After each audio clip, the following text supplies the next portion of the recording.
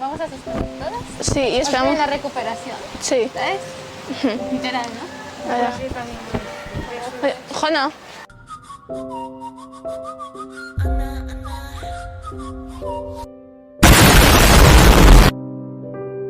Nada, yo quiero que me acompañes a casa.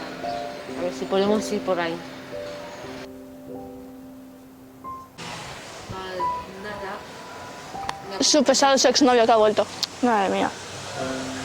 ¿Pero qué pasa? Ahora te cuento. Son varias cosas.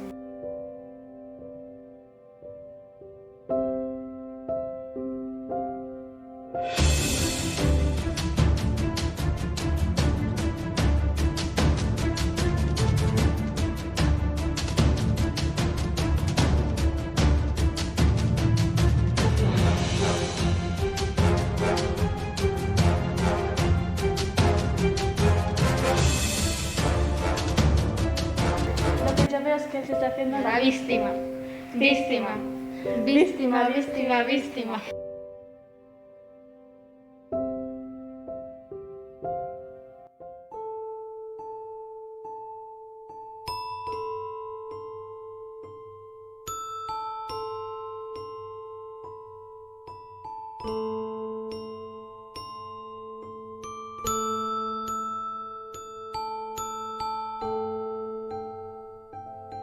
Eres tóxico.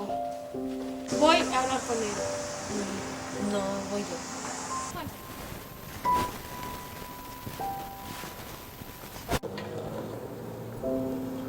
¿Tú qué haces aquí? Quiero hablar contigo.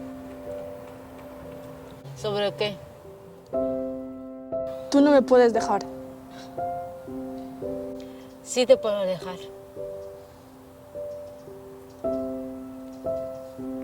En fin, la ridiculez.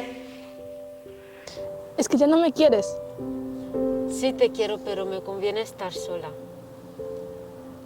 Yo te quiero mucho, perdóname por hacerte daño.